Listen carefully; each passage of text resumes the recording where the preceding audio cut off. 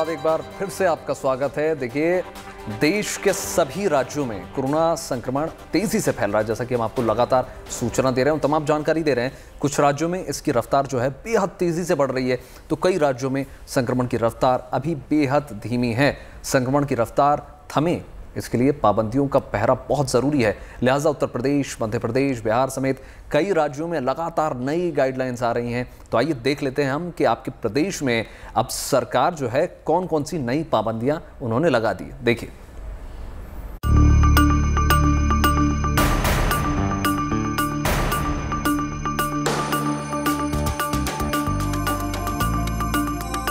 Corona की तीसरी लहर का संकट साफ दिखाई देने लगा है। तीसरी लहर बेकाबू न हो, इसके लिए राज्य सरकारों ने कड़े और बड़े नियम बनाने शुरू कर दिए हैं। एक दो राज्य नहीं बल्कि देश के सभी राज्यों में लोगों की हिफाजत के लिए कई तरह की पाबंदियां लगा दी गई हैं। देश में जैसे जैसे कोरोना के मामले बढ़ रहे हैं, वैसे वैसे गाइडलाइंस में भी बदलाव किया जा रहा है। ऐसे में जानना जरूरी हो जाता है कि किन राज्यों ने क्या पाबंदियां लगा रखी हैं। उत्तर प्रदेश में 11वीं 12वीं के स्कूल भी बंद कर दिए गए हैं। अब छात्र ऑनलाइन पढ़ाई करेंगे। सिर्फ वैक्सीनेशन के लिए ही छात्रों को स्कूल बुलाया जाएगा। वैक्सीनेशन के अगले दिन उनको अवकाश दिया जाएगा। वहीं 10वीं तक के स्कूलों में 16 जनवरी तक की छुट्टी कर दी गई है। उत्तर प्रदेश में करीब 7 महीने बाद कोरोना के 2038 केस आए हैं। इधर दिल्ली में भी केजरीवाल सरकार लगातार एक्टिव है और प्रदेश में कई नियमों को लागू किया जा रहा है। दिल्ली सरकार ने सभी विभागों के अधिकारियों और कर्मचारियों की छुट्टियों को रद्द करने का निर्देश जारी किया है। केजरीवाल सरकार के आदेश के मुताबिक मेडिकल लीव को छोड़कर ना तो कोई छुट्टी दी जाएगी और ना ही किसी को स्टेशन छोड़ने की अनुमति होगी। दिल्ली में कोरोना के साथ साथ ओमिक्रॉन की वजह से तेजी से हालात बदल रहे हैं। बीते 24 घंटे में राजधानी के अंदर 10,665 नए कोरोना केस मिले हैं। ओडिशा में भी कोरोना संक्रमण की रफ्तार में तेजी से इजाफा हो रहा है। यहाँ भी राज्य सरकार ने स्कूलों को बंद करने का आदेश दे दिया है। इस आदेश के मुताबिक ओडिशा में 7 जनवरी से 1 फरवरी तक 12वीं क्लास तक के स्कूल और कॉलेज बंद रहेंगे। 10वीं और 12वीं की ऑनलाइन क्लास चलती रहेंगी। मध्य प्रदेश में केवल 13 दिनों में ही दूसरी गाइडलाइन जारी की गई है। सीएम शिवराज सिंह चौहान कोरोना प्रभावित जिलों के हालात की लगातार समीक्षा कर रहे हैं। एमपी में जारी गाइडलाइंस के मुताबिक मकर संक्रांति पर लगने वाले मेलों पर रोक रहेगी। जहां संक्रमण ज्यादा होगा वहां कंटेनमेंट जोन बनेंगे। पब्लिक प्लेस पर मास्क लगाना अनिवार्य होगा। शादियों में दोनों पक्षों के 250 लोग शामिल होंगे। उठावना अंतिम संस्कार में 50 लोग शामिल हो सकेंगे। बिहार में नाइट कर्फ्यू के अलावा कई और नए प्रतिबंध लागू करने की तैयारी की जा रही है। सीएम नीतीश कुमार ने कैबिनेट मीटिंग में हालात की समीक्षा की है। माना जा रहा है कि जल्द ही बिहार में भी सख्त नियम लागू किए जाएंगे। Bureau report, good news today. और देखिए, वायरस के युद्ध के मोर्चे पर एक और गुड न्यूज सामने आई है। देश के पहले नेजल वैक्सीन के तीसरे चरण के ट्रायल को मंजूरी मिल गई है और माना यह जा रहा है कि बूस्टर डोज के तौर पर इसका इस्तेमाल हो सकता है। तो नेजल वैक्सीन क्या है, कैसे वायरस से लड़ने में यह कारगर है, चलिए समझाते हैं आपको।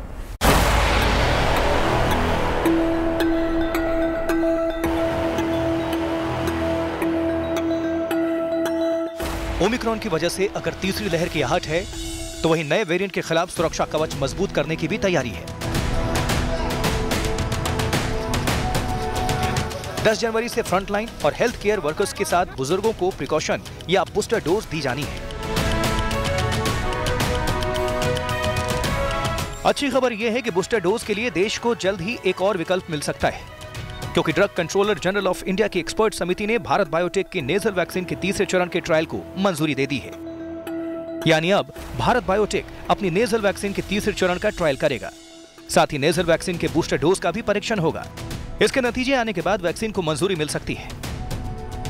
ये फेज 3 क्लिनिकल ट्रायल एक लंबी प्रक्रिया है। उसके बाद जो रिजल्ट आएंगे उसके बाद भी हमको एक जब फील्ड में एक्चुअल यूज होगा तो उसके बाद इसके बारे में पता चलता है। टिल दैट टाइम जो इंट्रामस्कुलर बूस्टर वैक्सीन है, जो अभी हम लोगों को जो हाइब्रिड इम्यूनिटी में लग रही है, या हाइब्रिड इम्यूनिटी का मतलब है कि किसी को कोविशील्ड लगी है तो कोवैक्सीन उसको लगे, तो इस तरह से हमको एक बूस्टर डोज में उससे मदद मिल सकती है। देश में तीसरी डोज के लिए कौन सी वैक्सीन दी जाएगी, इस पर अभी सरकार ने फैसला नहीं लिया है। अभी तक 90% लोगों को कोविशील्ड की और 10% को कोवैक्सीन लगी है। मंथन इस पर भी किया जा रहा है कि प्रिकॉशनरी या तीसरी डोज के तौर पर पहले ली हुई वैक्सीन का इस्तेमाल किया जाए या वैक्सीन बदली जाए। एक दलील ये भी है कि अगर तीसरी डोज वैक्सीन बदलकर दी जाती है तो उसका असर ज्यादा होता है। बूस्टर डोज के लिए मास स्केल पे प्रोडक्शन इसका बहुत आसान है, इसको ज़्यादा प्रोड्यूस किया जा सकता है और इसको इवन फर्स्ट डोज कोवैक्सीन के लगने के बाद सेकंड डोज में भी नेजल वैक्सीन को दिया जा सकता है। तो ये एक बहुत बड़ा समझिए कि एक ऐड होगा, एक बहुत इम्पॉर्टेंट स्टेप्स होगी।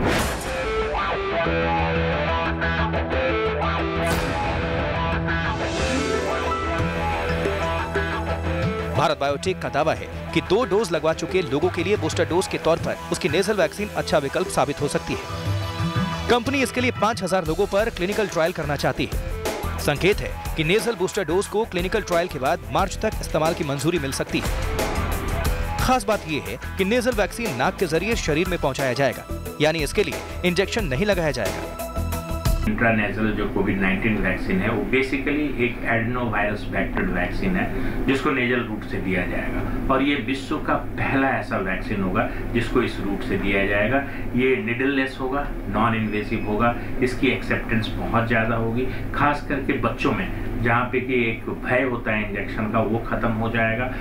तो ये नेजल वैक्सीन जो है इसकी जो खासियत ये होती है कि ये नेजल म्यूकोसा पे दिया गया तो नेजल म्यूकोसा पे एक ब्रॉड स्पेक्ट्रम इम्यून रिस्पॉन्स को क्रिएट करता है जिसमें सेक्रेटरी एंटीबॉडीज जैसे IgA, न्यूट्रलाइजिंग एंटीबॉडीज IgG और सेल मीडिएटेड रिस्पॉन्स ये सारे स्टिमुलेट होते हैं। तो बड़ा ही इफेक्टिव होगा, खास करके ट्रांसमिशन और इन्फेक्शन दोनों को कंट्रोल करेगा। हाल ही में सीरम इंस्टीट्यूट की कोवैक्स और बायोलॉजिकल ई की कोर्बेवैक्स को भी मंजूरी दी गई है। उम्मीद है कि भारत बायोटेक की नेजल वैक्सीन के साथ बूस्टर डोज की मुहिम मजबूती से आगे बढ़ेगी। Bureau report, good news today. देखिए, नेजल वैक्सीन के ट्रायल की खबर आपने देख ली है। अब आपको वैक्सीन से युद्ध की एक और राहत भरी तस्वीर हम दिखाने जा रहे हैं। ये राहत वायरस के खिलाफ दवाई के तौर पर सामने आई है। नया दावा फाइजर की बनाई गई मौजूदा दवा पैक्सलोविड को लेकर है। क्या है रिसर्च और क्यों इस दावे को लेकर राहत भरी खबर हम कह रहे हैं, चलिए ये समझने की कोशिश करते हैं। देखिए, दरअसल वेरिएंट को फैलने से रोकने के तरीकों पर फिलहाल रिसर्च हो रही है। जी हाँ, ओमिक्रॉन का जो इलाज है अभी तक लक्षणों के आधार पर ही किया जाता है और ओमिक्रॉन संक्रमण के बीच फाइजर ने बहुत बड़ा दावा किया है। दरअसल कंपनी ने ओमिक्रॉन पर फाइजर की पैक्सलोविड के असरदार होने का दावा किया है। यही नहीं, पैक्सलोविड को US FDA ने हाई रिस्क मरीजों के लिए अप्रूव भी कर दिया है। जाहिर है कि ये नए वेरिएंट के विरुद्ध एक बड़ी उपलब्धि है। बिल्कुल, और इस बीच मोनोक्लोनल एंटीबॉडी के भी कोविड से लड़ने में असरदार होने का दावा लगातार सामने आ रहा है और दुनिया भर में तमाम दूसरी दवाओं पर रिसर्च का काम जो है अभी भी चल रहा है। देखिए, ये दावे ज़रूर हैं, राहत भरी खबर ज़रूर है, फिर भी हमारी आपको सलाह यही है कि कोई भी दवा आप अपने मन से बिल्कुल ना लें। पहले आप डॉक्टर के पास जाएं, उनसे सलाह लें और उसके बाद ही आप ये दवा लें। यही नहीं, तमाम तरह के इलाज के दावों पर भी आंख बंद करके यकीन बिल्कुल मत करिएगा। गुड न्यूज़ टुडे की तरफ से आप सभी से अपील है। और अब आपको दिखाते हैं केंद्र सरकार की उपलब्धि जो देश की सुरक्षा में तैनात 35 लाख से ज्यादा के चेहरों पर ला रही है गुड न्यूज वाली स्माइल। मोदी सरकार ने CRPF के तहत आने वाले 7 बलों के जवानों और उनके परिवारों के लोगों को आयुष्मान स्वास्थ्य कार्ड वितरित करने का मेगा मिशन मोदी सरकार ने पूरा कर लिया और यानी अब जो है इन जवानों और उनके परिवारों के इलाज का जो जिम्मा है मोदी सरकार उठाएगी। सबसे बड़ी स्वास्थ्य योजना से जुड़े CRPF के जवान, 35 लाख से ज्यादा जवान और उनके परिवारों को होगा फायदा। केवल 1 साल के अंदर मोदी सरकार ने किया ये कमाल। देश की सुरक्षा में जुटे जवानों और उनके परिवारों के इलाज का पूरा जिम्मा अब केंद्र सरकार उठाएगी। अब ना तो इलाज के लिए पैसों की कमी होगी और ना ही अस्पतालों के बिल का टेंशन होगा, क्योंकि मोदी सरकार ने CRPF के तहत आने वाले 7 सशस्त्र बलों के जवानों और उनके परिवार के लोगों को आयुष्मान स्वास्थ्य कार्ड वितरित करने का मेगा मिशन मोदी सरकार ने पूरा कर लिया है। आयुष्मान कार्ड के जरिए जवान और उनके परिवार देश के 24,000 से ज्यादा अस्पतालों में कैशलेस इलाज का फायदा उठा सकेंगे। केंद्रीय गृह राज्य मंत्री नित्यानंद राय ने Assam rifles, CRPF, BSF, CISF, ITBP, SSB और NSG के जवानों को आयुष्मान कार्ड सौंपे। इस मौके पर नित्यानंद राय ने कहा कि CAPF के जवानों और उनके परिवार के स्वास्थ्य की देखभाल मोदी सरकार की पहली प्राथमिकता है। इस योजना के तहत 25 लाख CAPF कर्मियों का 35 लाख CAPF कर्मियों एवं उनके परिजनों का रिकॉर्ड समय में आयुष्मान CAPF कार्ड वितरित किया गया है। इस योजना की शुरुआत बीते साल जनवरी में हुई थी। ये योजना गृह मंत्रालय और स्वास्थ्य मंत्रालय और परिवार कल्याण मंत्रालय की मुहिम का हिस्सा है। चलिए अब आपको ये बताते हैं कि केंद्रीय सशस्त्र पुलिस बल के कुल कितने जवान इस योजना का लाभ उठा सकेंगे। NSG के 32,972 जवान, असम राइफल्स के 2,35,132 जवान, ITBP के 3,33,243 जवान, SSB के 2,54,573 जवान, CISF के 4,66,927 जवान, BSF के 10,48,928 और CRPF के 11,86,998 जवानों को आयुष्मान कार्ड से इलाज की सुविधा मिलेगी। यानी 35 लाख से ज्यादा जवान और उनके परिवार के लोगों के इलाज का जिम्मा अब मोदी सरकार उठाएगी। सरकार की इस योजना से जवान बेफिक्र होकर दुश्मन का मुकाबला करेंगे, क्योंकि अब उनकी जिम्मेदारियों का बोझ खुद सरकार उठाएगी। Bureau report, good news today. और अब दिल्ली के हिस्से में आई एक खुशखबरी की हम बात कर लेते हैं, जिससे नए साल में दिल्ली के लिए बड़ा गिफ्ट माना जा रहा है।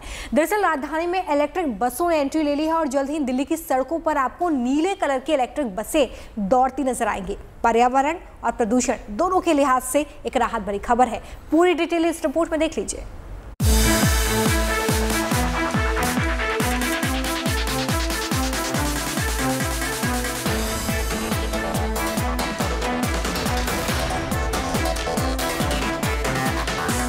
दिल्ली के ख्वाबों की नई दास्तां है। डीजल से लेकर CNG तक दिल्ली ने बसों का लंबा सफर देखा। अब दिल्ली का यह सफर इलेक्ट्रिक बसों तक आ पहुंचा है। नीले रंग की वही चमचमाती बस है जो दिल्ली के सुनहरे भविष्य की पहचान बनने जा रही है। दिल्ली की सड़कों पर 100 इलेक्ट्रिक बसें उतरने जा रही हैं। ये बसें न केवल पर्यावरण के लिहाज से मील का पत्थर साबित होंगी, बल्कि सफर के लिहाज से भी ये किफायती साबित होंगी। दिल्ली में बहुत जल्द अब इलेक्ट्रिक बसें आपको दिखनी शुरू हो जाएंगी। आप देख सकते हैं तो ये फिलहाल एक नई इलेक्ट्रिक बस आपको नजर आ रही होगी जो IP डिपो में खड़ी हुई है, और ये बस जो है वो बहुत जल्द फिलहाल दिल्ली की सड़कों पे दौड़ेगी। तो अभी आप देख सकते हैं कि यहाँ पर टेस्टिंग चल रही है। इस बस के अंदर कई सारी ऐसी फैसिलिटीज दी गई हैं जो और बसों के मुकाबले थोड़ी अलग हैं, और इस प्रकार की करीब 100 बसें ऐसी होंगी जो अभी दिल्ली की सड़कों पे उतरेंगी, और उसके बाद करीब 300 बसें ऐसी होंगी जो आने वाले दिनों में आपको दिल्ली की सड़कों पे देखने को मिलेगी। दिल्ली की इलेक्ट्रिक बसें CNG बसों से बिल्कुल अलग हैं। पुरानी बसों के मुकाबले ये बसें ज्यादा सुविधाजनक हैं और इन बसों में यात्रियों की सुविधाओं का खास ख्याल रखा गया है। इन बसों में चार्जिंग पॉइंट, विकलांगों के लिए अलग से सीट की व्यवस्था है। अभी ऐसी करीब 100 बसें सड़कों पर दौड़ेंगी, जिनकी संख्या बाद में बढ़कर 300 से ज्यादा हो जाएगी। इन बसों का ट्रायल रन किया जाएगा और इन्हें अभी छोटे रूट पर चलाया जाएगा। दिल्ली में 100 के करीब इलेक्ट्रिक बसेस फ्लीट में ऐड होंगी। सबसे बड़ा फ़ायदा ये होगा कि बसेस की संख्या बढ़ेगी। दूसरा फ़ायदा ये होगा कि जो बसेस आएंगी वो 100 ऊर्जा पर होंगी। वातावरण में परिवर्तन आएगा, सौर प्रदूषण, वायु प्रदूषण में कमी आएगी। और जैसा कि हम देखते हैं कि जो विकसित देश हैं वहाँ पर पहले से ही पब्लिक ट्रांसपोर्ट को एक इलेक्ट्रिक एनर्जी में कन्वर्ट किया गया, उसी तरफ ये रुझान अगर हमने जारी रखा तो आने वाले समय पर हम देखेंगे कि काफ़ी बदलाव होगा। इलेक्ट्रिक बसों की पहली दौड़ सबसे पहले साउथ दिल्ली से सेंट्रल दिल्ली के बीच होगी। इन बसों में कंडक्टर DTC के होंगे, जबकि ड्राइवर निजी संस्थाओं के होंगे। इन इलेक्ट्रिक बसों के लिए ठिकाना रोहिणी, सुभाष प्लेस, मायापुरी और राजघाट डिपो में बनाया जाएगा। बसों के लिए चार्जिंग की व्यवस्था रोहिणी और मुनीरका में पहले ही की जा चुकी है। एक्सपर्ट्स भी मानते हैं कि ये DTC के लिए क्रांतिकारी कदम साबित होगा। तो यहाँ पर अलग तरीके से फैसिलिटीज दी गई है आम बसों के अलावा, और पर्यावरण को बचाने के दिल्ली सरकार की कोशिश है कि इस प्रकार की बसों को जो है वो लाया जाए। आप देखेंगे तो यहाँ पर विकलांगों के लिए भी जो है वो अलग से सीटिंग अरेंजमेंट दिया गया है। इसके अलावा जो है वो यहाँ पर सिटिंग अरेंजमेंट के अलावा आप देखेंगे कि और भी बहुत सारी फैसिलिटीज़ जो हैं वो यहाँ पर देने की कोशिश की गई। तो इस प्रकार की जो बसें हैं वो आने वाले दिनों में आपको दिल्ली के अंदर देखने को मिलेंगी।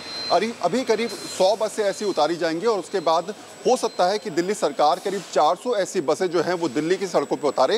हालांकि अभी शॉर्ट रूट पर रहेगा, लेकिन आने वाले दिनों में ये संख्या और ज़्यादा बढ़ाई जा सकती है। और पर्यावरण को लेकर जो लगातार सरकार प्रयास कर रही है, इस प्रकार की इलेक्ट्रिक बसें अगर मार्केट में आती हैं, सड़कों पर उतरती हैं, तो बहुत ज़्यादा फायदा पर्यावरण के हिसाब से भी हो सकता है। दिल्ली का परिवहन ज्यादा से ज्यादा इलेक्ट्रिक वाहनों पर शिफ्ट हो, इसकी मुकम्मल तैयारी हो चुकी है। दिल्ली सरकार करीब 100 चार्जिंग स्टेशन बनाने की तैयारी में है ताकि हर रूट पर इलेक्ट्रिक बसों को चलाया जा सके। आने वाले दिनों में द्वारका, नेहरू प्लेस, महरौली के डिपो में इलेक्ट्रिक बसों के चार्जिंग स्टेशन का इंतजाम हो जाएगा। फिलहाल तो दिल्ली में बदलाव की शुभ शुरुआत हो चुकी है और ये बस नए साल में दिल्ली वालों के लिए सबसे बड़ी सौगात है। Varun Sinha, Delhi, good news today. और अब बात करते हैं महिलाओं को आत्मनिर्भर बनाने की दिशा में उठाए गए बड़े कदम की। ये पहल की गई है उत्तर प्रदेश के नोएडा में, जहां उत्तर प्रदेश का पहला पिंक वेंडिंग जोन खुला है। इस वेंडिंग जोन में केवल महिला दुकानदार स्वाभिमान के साथ आत्मनिर्भर बनने की राह को चुन सकती हैं। नोएडा में कुल 9 पिंक वेंडिंग जोन बनाए गए हैं, जहां कुल 55 महिला वेंडर को दुकान खोलने की जगह दी गई। इस गुलाबी रंग के ने कई महिलाओं का उनकी जो पूरी जिंदगी है वो बदल कर रख दी है। देखिए,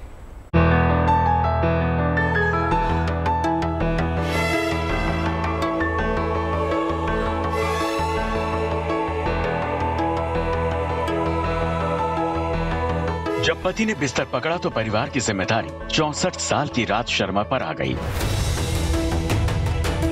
किसी और के सामने हाथ फैलाने की बजाय इन्होंने आत्मनिर्भर बनने का फैसला किया। सड़क किनारे चाय नाश्ते की दुकान खोल ली। कमाई तो होने लगी, लेकिन कई बार शहर की सफाई की गाज इनकी दुकान पर गिरती। फिर कामकाज बंद होने के बाद घर बैठना पड़ता। ये सब अब कल की बातें हैं। अब राज को नोएडा के पिंक वेंडिंग जोन में दुकान मिल गई है, जहां ये शांत के साथ काम कर रही हैं। कितना पुलिस वाले आए, पैसा लेते थे, तब भी इज्जत चिल्ला उल्ला के जाते थे। अथॉरिटी वाले आते थे, तब तक बहुत बार हमारा सामान भी उठाए थे और सामान देते नहीं थे। और बोलते जब भी जाते लाने के लिए तो बोलते चालान कटाएं, इतना पैसा दीजिए, 5,000 10,000 तक मांगते थे। सृष्टि का इस दुनिया में कोई नहीं है। माता पिता विरासत के नाम पर केवल ये दुकान छोड़ गए। ग्रेजुएशन के बावजूद नौकरी नहीं मिली तो सृष्टि को इस दुकान की शरण में आना पड़ा। अपने पैरों पर खड़े होने के बावजूद सड़क किनारे दुकान होने की वजह से अक्सर दिक्कतों का सामना करना पड़ता। अंधेरा होते ही दुकान बंद करके जाना पड़ता। लेकिन पिंक वेंडिंग जोन में आते ही इनकी जिंदगी में फर्क साफ महसूस किया जा सकता है। शुरुआत में तो इतना बुरा हाल था कि पुलिस हमें बहुत परेशान करती थी और कमेटी वाले हमारा सामान उठा के ले जाते थे। अब हमें सिक्योरिटी महसूस होती है। यहाँ पे कोई बदतमीजी नहीं करता हमारे साथ और हमें परेशान करने भी अभी कोई नहीं आता फिलहाल। ये तो केवल नोएडा के सेक्टर 62 में बने पिंक वेंडिंग जोन की तस्वीर है, जहां सिर्फ महिला दुकानदारों को जगह दी गई है। पूरे नोएडा में ऐसे 9 पिंक जोन बनाए गए हैं, जहां 55 महिला वेंडर आराम से दुकान चलाकर शान के साथ जीवन गुजार रही हैं। लेकिन इस पिंक जोन को बनाने के लिए कड़ी मशक्कत करनी पड़ी, बहुत पापड़ बेलने पड़े। फिर उत्तर प्रदेश के मुख्यमंत्री तक बात पहुंची और काम फटाफट हो गया। 11 अक्टूबर को ये प्रस्ताव लेके माननीय मुख्यमंत्री जी के आवास पर गई और उन्हें ये प्रस्ताव दिया, उन्हें एक ज्ञापन दिया और उन्होंने कहा कि 10 दिन के अंदर आपको ये सौगात मिलेगी कि महिलाओं को एक अलग पहचान, रोजगार करने का एक अलग साधन और उनकी एक अलग पहचान इस प्रकार से कि एक पिंक वेंडिंग जोन का निर्धारण किया जाएगा सभी सर्कलों में, एक नहीं सभी सर्कलों में।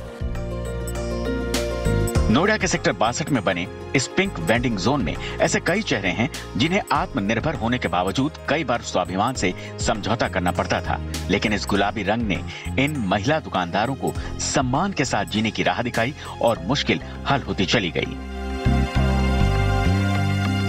ऐसा नहीं है कि ये महिलाएं नई दुकानदार बनी हैं, बल्कि ये सभी पिछले 10, 15, 20 सालों से अव्यवस्थित तरीके से रोड किनारे अपनी अपनी दुकानें लगाती आई हैं।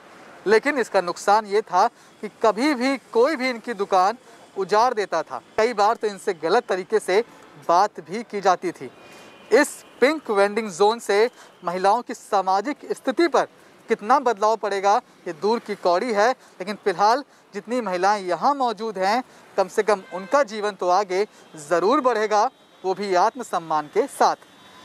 कैमरामैन नासिर के साथ Manish Chaurasia, good news today, Noida.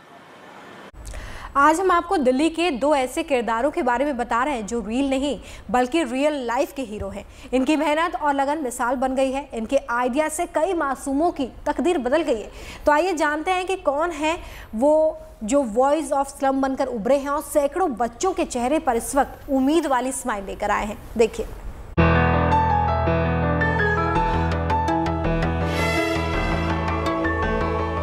कहते हैं जिद और जुनून हो तो असंभव को भी संभव किया जा सकता है। ऐसी ही जिद ने आज दिल्ली के सैकड़ों बच्चों की जिंदगी बदल दी। मिलिए दिल्ली के देव और चांदनी से। देव और चांदनी का बचपन सड़क पर ही बीता। बचपन कूड़े की ढेर से कबाड़ बीनने में गुजरा, लेकिन जब जिंदगी ने उन्हें मौका दिया तो वो रियल जिंदगी के हीरो बन गए। और इन दोनों ने मिलकर वॉइस ऑफ स्लम नाम की संस्था बनाई और आज उन सैकड़ों बच्चों का ड्रीम डेस्टिनेशन बनती जा रही है जो देव और चांदनी जैसे संघर्ष कर रहे हैं। देव और चांदनी ने अपने जुनून से यह ठान लिया था कि उनके जैसे बाकी बच्चों को ऐसा जीवन न देखना पड़े, लिहाजा उन्होंने वॉइस ऑफ स्लम को खड़ा करके लाचार बच्चों के जीवन में बदलाव लाने के संकल्प को पूरा करने का काम शुरू कर दिया।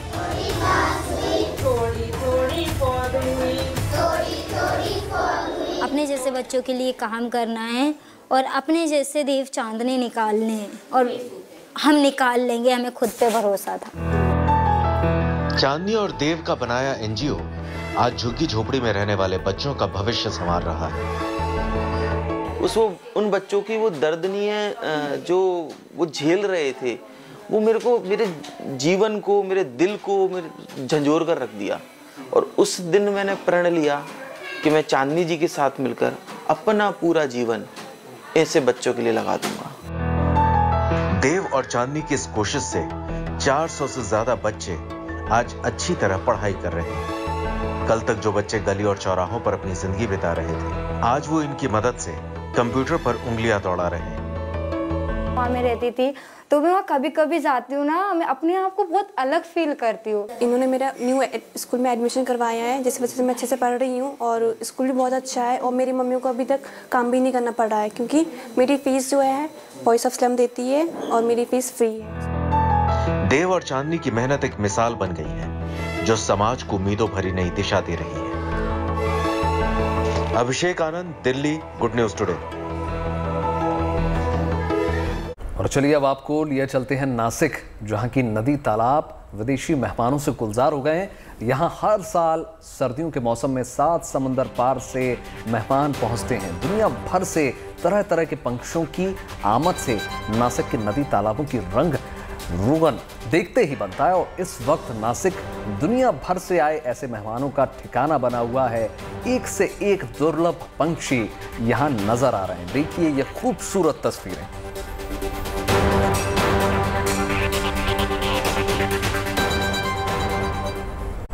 और आइए अब बात कर लेते हैं जम्मू कश्मीर की। सर्दी के मौसम में यहाँ रिकॉर्ड बर्फबारी देखी जा रही है। गुलमर्ग में तो आलम यह है कि घरों की छतों पर कई फीट मोटी बर्फ की चादर जम गई है। क्या पेड़, क्या पहाड़, सड़कें, पगडंडियां, चारों ओर बर्फ ही बर्फ नजर आ रही है। साथ ही रास्तों को खुला रखने के कवायद भी है लगातार जारी है। स्थानीय प्रशासन के साथ साथ आम लोग भी सड़क से बर्फ हटाने की लगातार प्रयास कर रहे हैं। और अब वक्त हो चला है आपके फेवरेट सेगमेंट का, यानी सोशल मीडिया के वो शानदार चटपटे वीडियोस जो आपके चेहरे पर हमेशा मुस्कान लाते हैं। लाइफ में तुझे क्या चाहिए? पैसा। अरे पैसा साइड में रख, लाइफ में क्या चाहिए? साइड में रखा हुआ पैसा।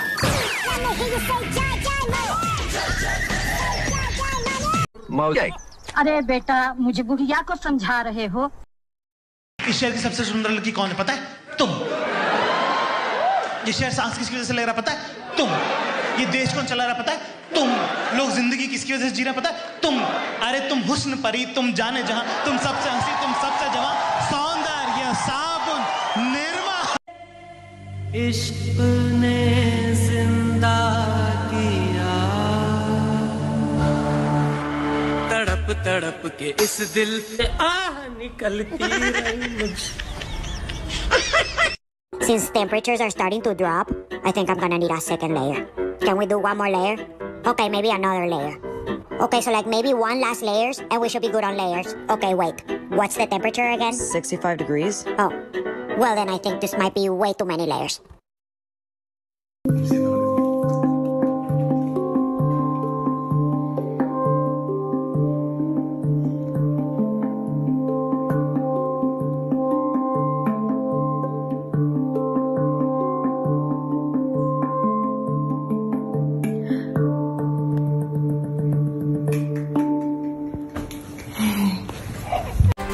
इसी के साथ देश और दुनिया की तमाम पॉजिटिव खबरों के लिए जुड़े रहिए गुड न्यूज टुडे के साथ। आज आपको सावधानी वाला गुड बाय बोल रहे हैं क्योंकि कोरोना के केस लगातार बढ़ते चले जा रहे हैं, इसलिए सावधान रहिएगा और अच्छी खबरों के लिए गुड न्यूज टुडे देखना मत भूलिएगा। नमस्कार। नमस्कार।